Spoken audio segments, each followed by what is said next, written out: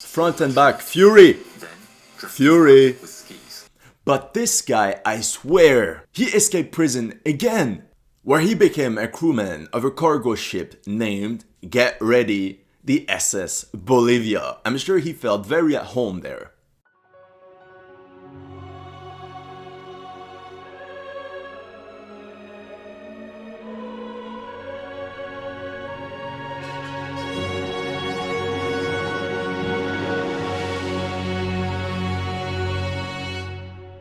Welcome to History Legends, and in this video we're going to do a step-by-step analysis of the YouTube video called The Soldier Who Fought in 3 Armies.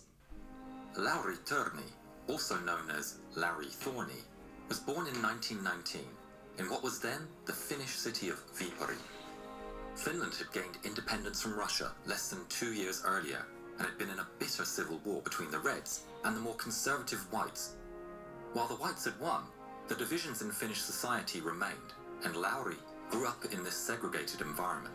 As you know, during World War I, Finland was part of the Russian Empire. But once the Russian Civil War started between the Bolsheviks and the Tsarist White Army, it created a power vacuum in Finland. With the help of a German expeditionary force in early 1918, the Finnish White Army under General Mannerheim, and remember his name, he will become important, managed to win against the Finnish Reds and allowed Finland to become an independent country. But what's important to remember is that the political repression after the war against the Reds was brutal, and thus we can understand that Lauri Törni grew up in a very anti-communist environment. Lauri's father had fought for the Whites and instilled in him a fierce dislike for communism. You see? To define his life. At 19, he enrolled in the army and shortly after was selected for officer training. On November the 26th, 1939, at 2:45 p.m., 7 shells exploded in a small Soviet village near the Finnish border. The Soviets immediately blamed the Finns for this aggressive act. The Finns quickly calculated that the shells had been fired from the Soviet side. The Soviets rejected any notion of this and declined a joint investigation. What's more, they demanded that the Finns immediately withdraw their forces. I like the 3D effects. Miles from the border. War was brewing. On the 30th of November, the Soviets started the attack. 460,000 men, 2,000 tanks, 2,000 heavy guns and 800 planes attacked. It's just insane. as one of the coldest winters of the century began. Khrushchev later wrote, "We could fire one shot and the Finns would put up their hands and surrender." Or so we thought. During the first 6 weeks of the Winter War, Törni's battalion saw heavy fighting, but its losses were minimal. The Soviets were forced to travel along roads with their heavy machinery and guns through the dense Nordic forests. Because the Soviet army was highly mechanized. Would stop these long columns, sometimes miles long, by attacking the front and back, leaving no room to advance. Front and back, fury! Then, Fury! with skis, they would slip back into the forest, traverse along the columns, breaking the column up into smaller groups. I want to start by saying the 3D effects of this video are amazing, insane, very good job. However, one thing that I can point out is the tanks they use for the Soviet army, which in this case I believe is a T-34, but in Finland the Soviets used the T-26. The T-26 was way weaker than the T-34, it only had 20 millimeters of frontal armor. And this is also against these weaker Soviet tanks that the Finns used the famous Molotov cocktails, basically petrol bombs. Something they learned from the Spanish Civil War. But you might wonder, how does a Molotov cocktail can take down a tank? Basically, these petrol bombs burn the rubber wheels on which the tank tracks run. It can also set fire to the carburetor or even in some cases injure the crew. But the problem is these Molotov cocktails had to be thrown from super close, putting in danger the one that is attacking the tank. And it couldn't really destroy a tank. But the main problem of the Finnish army during the Winter War is that its military formations were too weak. They lacked any modern weaponry. They had little tanks, little anti-tank weapons, anti-air weapons, little artillery. So they resorted to hit and run tactics using their ski units, and this worked extremely well in the forests. So like they mentioned in the video, the Finns managed to encircle Soviet columns by destroying the front and the rear of it.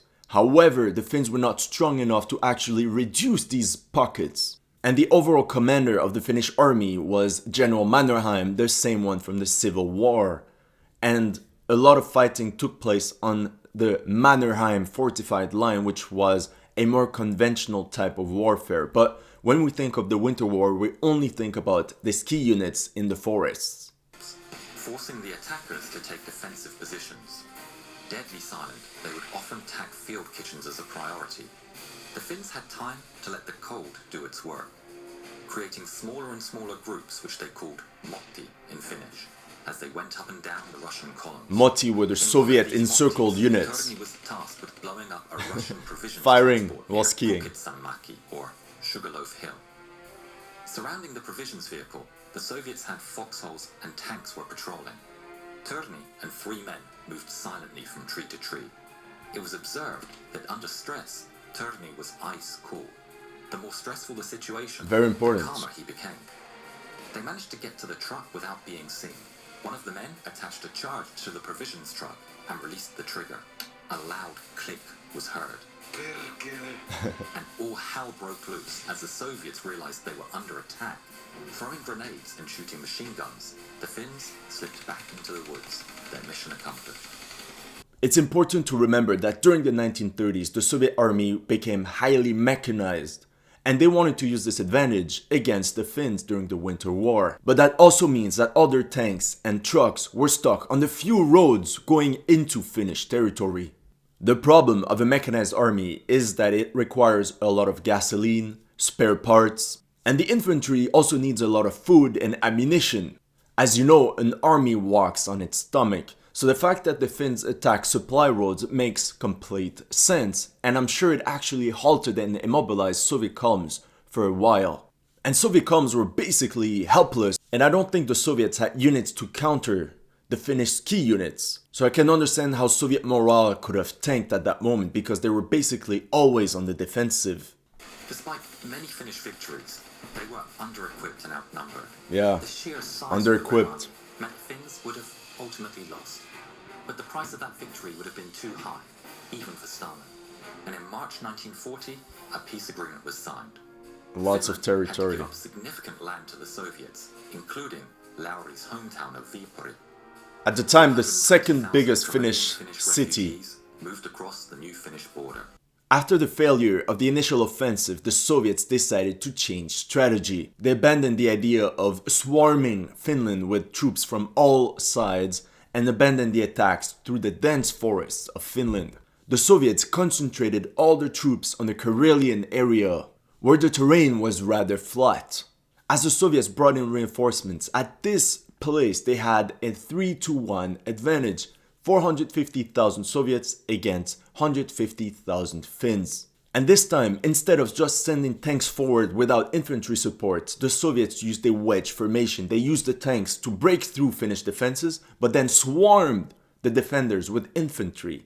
The battle of attrition that followed became very bloody. Finnish defenses quickly fell one after the other as they could not withstand the strength of the entire Soviet army, and then sued for peace.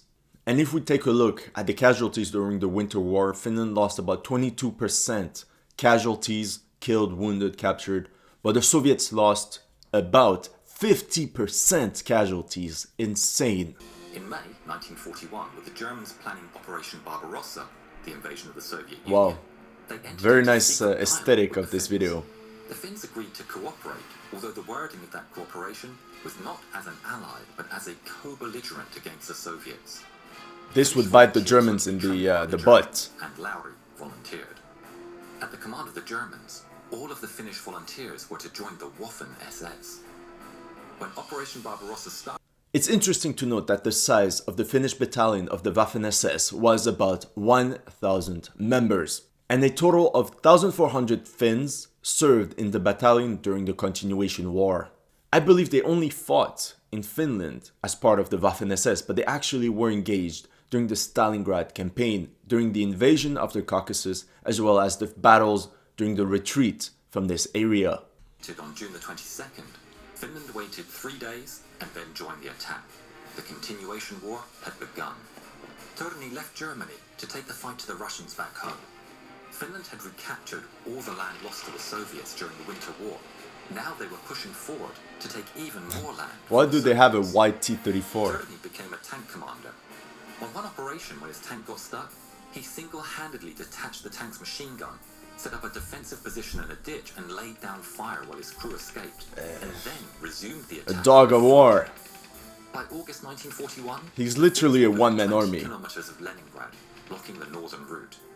With the Germans cutting off the last supply roads to the south, the 872-day siege of Leningrad had begun, which would decimate the city's inhabitants with hunger and disease.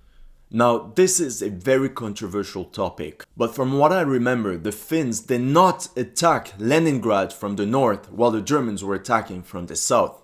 And this allowed the Soviets to resupply the city of Leningrad through the frozen lake Ladoga. So if anyone knows why Finland did not attack Leningrad, let me know in the comment section below. I would love to hear your opinion.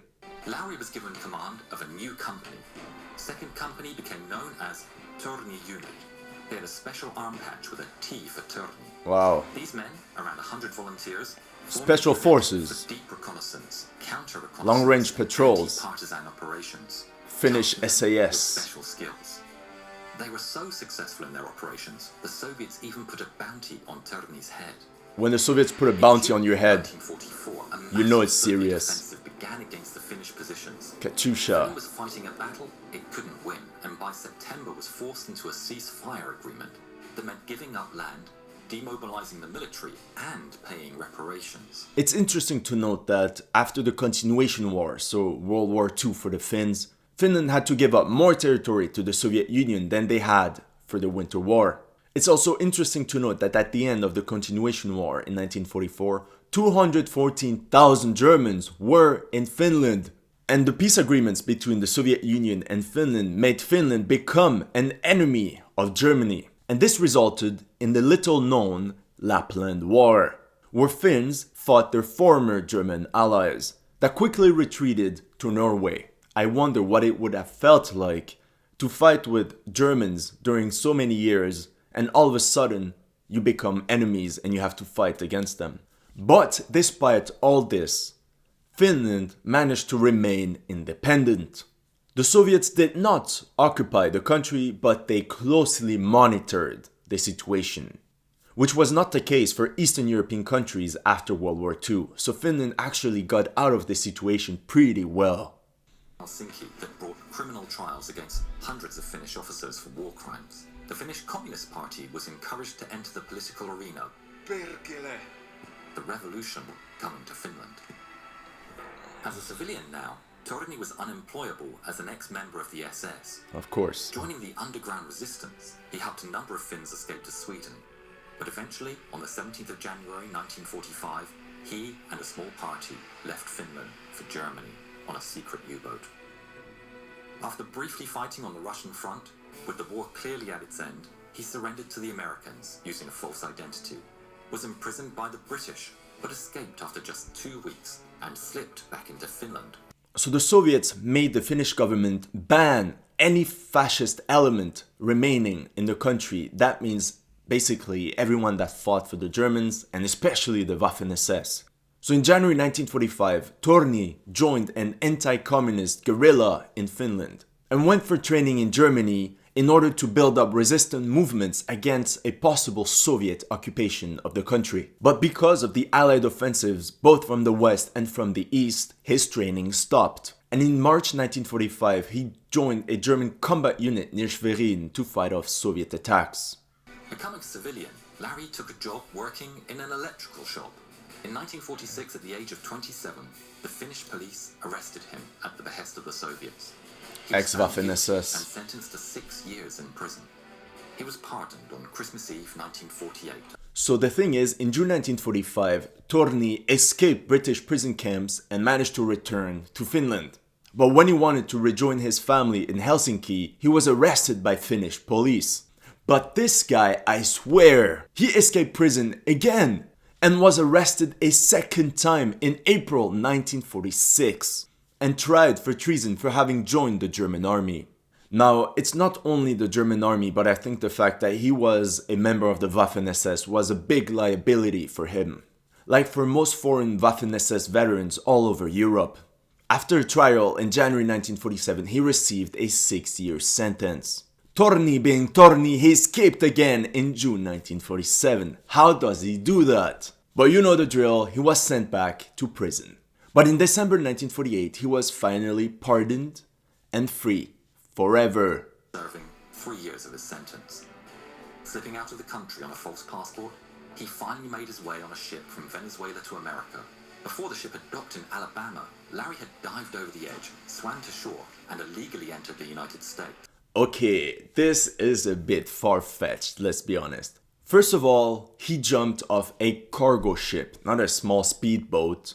And he probably just jumped off the cargo ship while it was in the port to avoid local authorities. He didn't just jump off in the middle of the ocean. But you might ask, why is it important that it's a cargo ship? After his pardon and release from prison, he understood that there was no future for him in Finland anymore.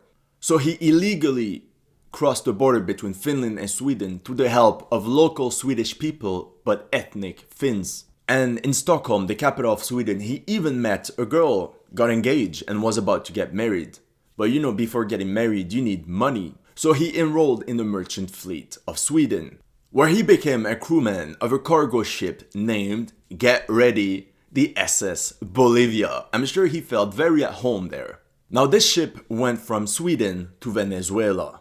And in Venezuela, he met one of his former commanders of the Winter War. He probably had deep discussions with this man and learned that there was another Swedish cargo ship leaving from Venezuela to the United States.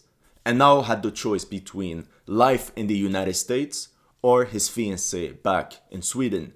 And of course, he chose the United States. It was September 1950, and the Cold War was well underway. He changed his name to Lauri Thorn, although he preferred the hybrid pronunciation Thorny. Lauri had been living in the US for 3.5 years before winding up again in the military. He enlisted for the maximum of 6 years, and as part of the deal would receive US citizenship. At the age of 35, he was almost twice the age of the other recruits, but he breezed through boot camp and signed up for a 16-week I can imagine. training course at Camp Carson. Veteran of 2 wars with raw It was recruits. obvious that he was already supremely skilled in this regard, and so started his rapid rise through the ranks. He became part of the newly formed Special Forces. Interesting. Once Törni landed in the United States, he was not alone. He was helped by the Finnish immigrants of the United States and got a job in New York in a neighborhood that was full of Finnish people. And he worked different jobs, but you can imagine a veteran, a battle-hardened veteran, working and being happy as an electrician is a bit complicated, right? And it's very hard for them to settle down in a civilian society after that. So Törni was a veteran, and for him enlisting in the US military was very easy, and he went through boot camp like nothing. But how did he join the Special Forces?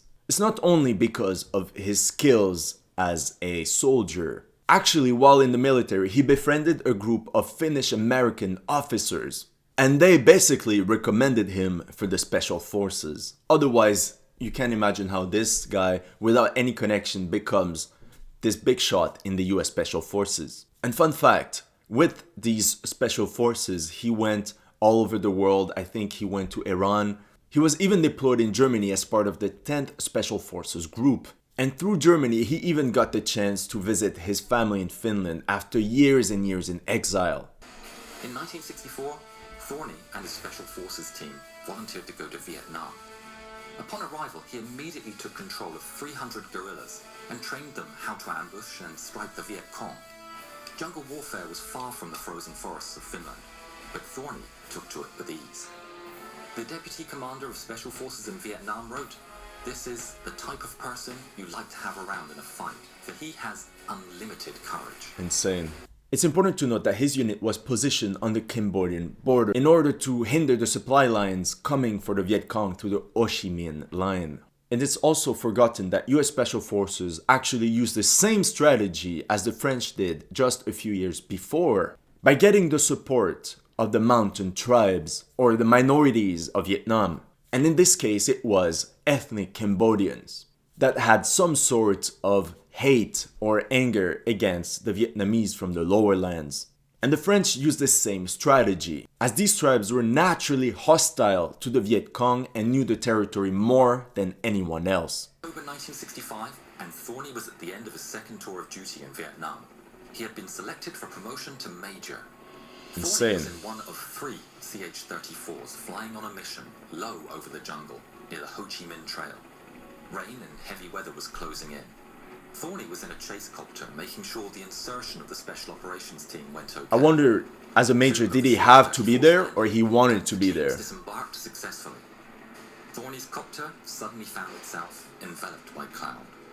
The other 2 choppers were on their way home when contact was He lost. probably wanted to be there. 56 Loves the thrill. search and rescue sorties found no sign of the crash. In October 1966, the man who fought in... What's crazy is that after watching this video, it made me remember one of the stories that I collected in my veterans book. But these guys that also worked as crewmen for cargo ships ended up in the French Foreign Legion and they fought in Indochina. Now, I'm pretty sure they also fought in the Waffen-SS. It's not clearly mentioned, but after watching Törni's video, it becomes pretty clear. And if you're interested in their story, make sure to check out my book, link in the bio.